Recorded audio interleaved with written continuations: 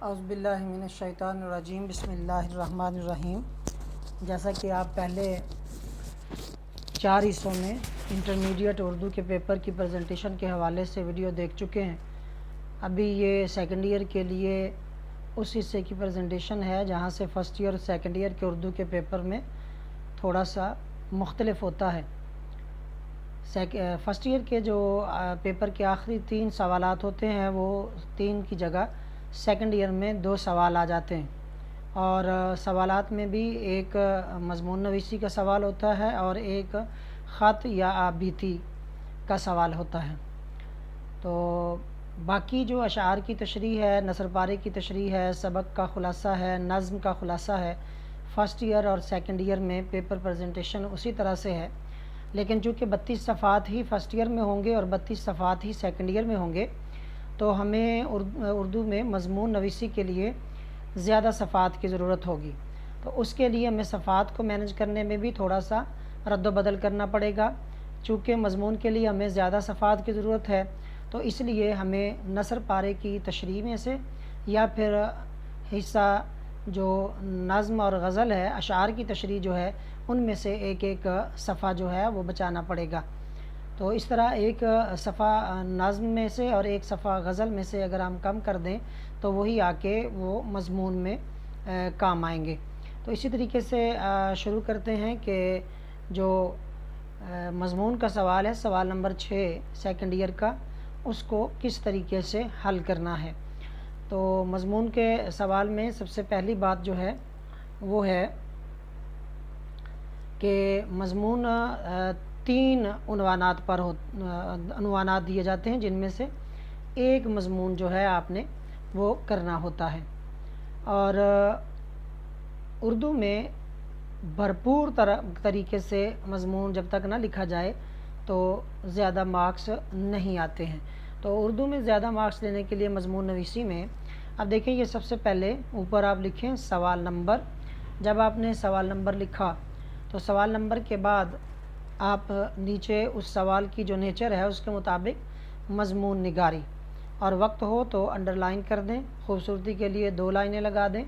فرض کریں آپ کو محسن انسانیت پر مضمون ہے، ان 3 عنوانات میں سے ایک عنوان محسن انسانیت کا ہے، تو اس طریقے سے درمیان میں اس کی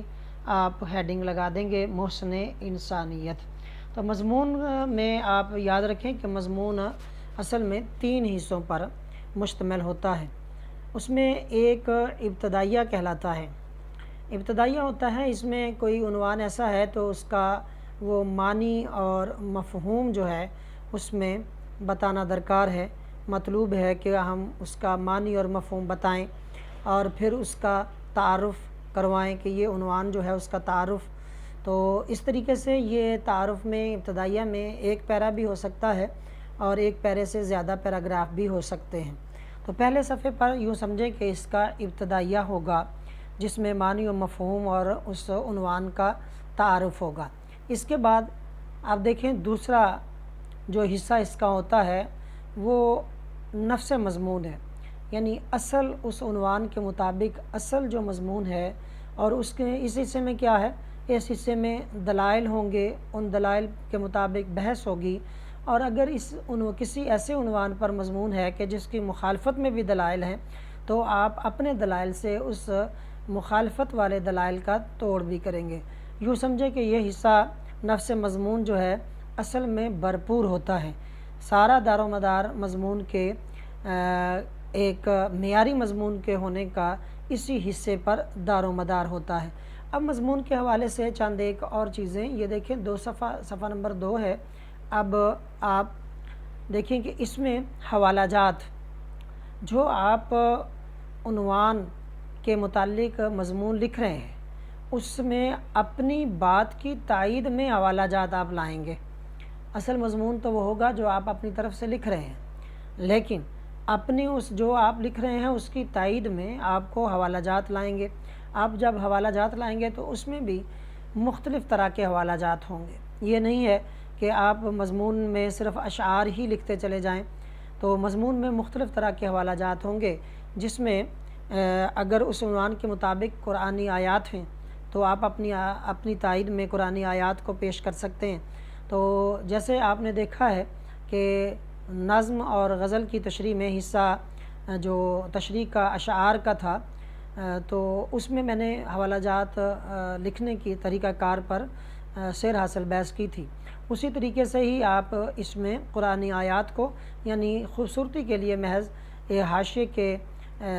دائیں طرف بھی اس ہیڈنگ کے اور بائیں طرف بھی حاشیے کے ساتھ جگہ چھوڑ کر درمیان میں قرآنی آیات، اور اسی طریقے سے بالکل اس کے نیچے نہ دائیں سے بڑے نہ بائیں سے بڑے اس کا ترجمہ لکھیں گے، اور ترجمے کو جو ہے وہ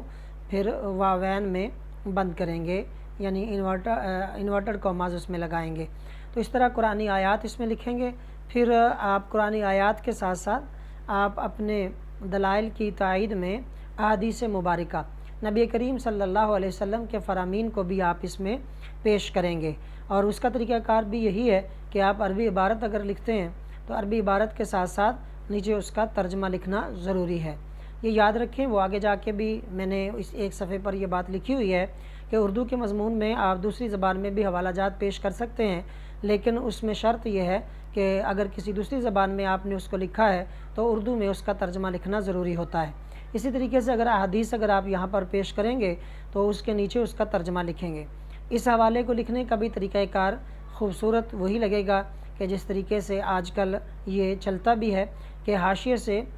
دائیں والے حاشیے سے بھی تھوڑی سی جگہ چھوڑ دیں اور بائیں حاشیے کی طرف سے بھی تھوڑی سی جگہ چھوڑ کے درمیان میں وہ عربی عبارت لکھیں، پھر اسی عربی عبارت کے بالکل نیچے اس کا ترجمہ لکھیں۔ اگر ایک لفظ بھی اس لائن سے بڑھ رہا ہے تو اس کو اگلی لائن پہ لے جائیں اور اسے پھر انورٹڈ کاماز میں بند کریں۔ اسی طریقے سے قرآنی آیات لکھی ہیں، آپ نے احادیث لکھی ہیں، اور ساتھ ساتھ آپ اشعار بھی لکھ سکتے ہیں۔ یہ نہیں ہے کہ آپ نے پہلی صرف اور صرف قرآنی آیات لکھنی ہے اور پھر صرف اور صرف جو حصہ ہے وہ احادیث کا آئے گا پھر اشعار کا آئے گا، ایسا نہیں۔ آپ اس کو مکس لکھ سکتے ہیں کہ آیات بھی ہیں اور اس کے بعد اشعار ہیں، حدیث ہے، اشعار ہے، پھر قرآنی آیات ہیں، تو اس طریقے سے اس کو مکس کریں گے۔ اور یاد رکھیں کہ مضمون لکھتے ہوئے اس کی ہیڈنگز نہیں بنائی جاتی۔ جہاں پر بھی آپ یہ سمجھتے ہیں کہ یہاں پر نئی ہیڈنگ بنانی چاہیے، جیسے کہ چھوٹی کلاسوں میں سکھانے کے لیے ہیڈنگ بنائی جاتی تھی اور وہ سکھایا جاتا تھا، تو جہاں پر آپ سمجھتے ہیں کہ یہاں پر نئی ہیڈنگ بنتی تھی تو وہاں سے آپ نیا پیرا شروع کریں گے۔ تو پیراگراف جب نیا شروع کریں گے تو آپ دیکھیں کہ جیسے حاشیے سے حاشیے تک لکھ رہے ہیں، تو جب نیا پیراگراف شروع کریں گے تو اس میں 2-3 الفاظ کی جگہ چھوڑ کر جیسے پیراگراف یعنی الگ الگ پیراگراف پھر نظر آئیں کہ یہاں سے نیا پیرا شروع ہوا ہے۔ تو اس طریقے سے حوالہ جاتی اشعار بھی اس میں لکھیں گے، اور پھر حوالہ جاتی اشعار کے ساتھ ساتھ صرف قرآنی آیات، احادیث اور اشعار ہی نہیں بلکہ مختلف اقوال جو ہیں، بزرگان دین کے اقوال ہیں، مفکرین کے اقوال ہیں، اہل علم کے اقوال ہیں، کسی دانشور کا کوئی قول ہے تو وہ بھی اس میں آپ مکس کر کے لکھتے چلے جائیں گے۔ جہاں جہاں پر بھی آپ اپنی تائید میں اپنی جو عبارت ہے اس سے مطابقت رکھتا ہوا حوالہ، آپ چاہے وہ قرآنی آیت کا ہو یا کسی حدیث مبارکہ کا ہو یا پھر کوئی شعر ہو یا پھر کسی کا قول ہو، تو اس طرح لکھیں گے۔ تو قول کو بھی آپ اسے واوین میں دونوں طرف اس کے واوین لگائیں گے۔ اسی طریقے سے اگر آپ دیکھیں تو یہ مختلف اقوال یعنی اقوال زری بھی ہیں اور مختلف دانشور مفکرین کے اقوال ہیں، اور یہ 5 نمبر صفحہ میں نے آپ کو ساتھ ساتھ اس لیے صفحے جو ہیں وہ کر رہا ہوں کہ آپ کو پتہ بھی چل جائے کہ کتنے صفحات اس کے ہونے چاہیے۔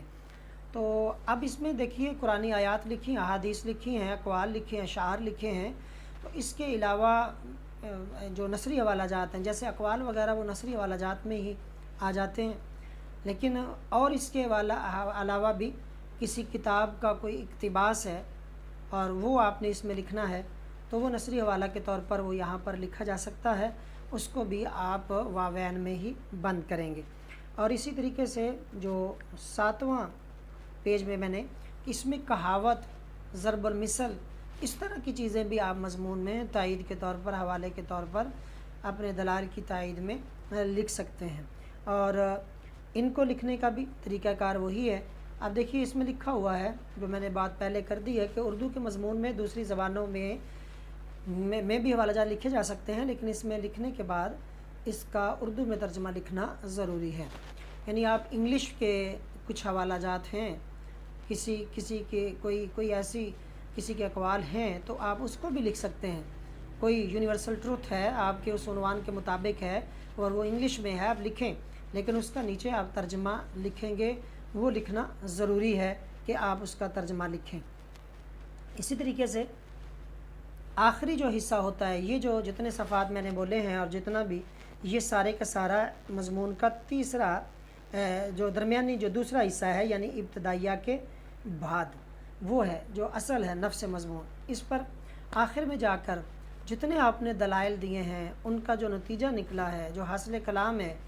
وہ آپ اختتام کے طور پر لکھیں گے. یہ بھی ایک بھرپور پیرا ہوتا ہے. ایک پیرے سے زیادہ بھی ہو سکتا ہے، لیکن جو بہترین ہوتا ہے وہ ایک پیرا ہوتا ہے، لیکن وہ بھرپور ہوتا ہے. اس میں نئے دلائل نہیں دیتے، لیکن جو پہلے دلائل آپ نے دیے ہوئے ہیں ان دلائل کا ما حاصل کیا ہے، ان دلائل کا نتیجہ بحث کیا ہے، وہ یہاں پر آپ لکھیں گے اختتام کے طور پر. اور یہ آپ کے مضمون کا اختتام ہوگا. یعنی 3 حصے ہوں گے. ابتدائیہ ہے اور جس میں معنی و مفہوم اور تعارف ہے آپ کے عنوان کا، اور پھر نفس مضمون ہے کہ جس میں آپ دلائل پر بحث کرتے ہیں، اپنے دلائل بھرپور دیتے ہیں، تائیدی طور پر حوالہ جات بھی پیش کرتے ہیں، اور آخر پر اس کا نتیجہ بحث ہے اور اس کا جو حاصل کلام ہے وہ اس میں آپ لکھتے ہیں. اب دیکھیں یہ 9 صفحات پر میں نے لکھا ہے، لیکن اگر آپ اس کو 9 صفحات پر لکھتے ہیں یا صفحات کو اگر آپ اوپر سے بچاتے ہیں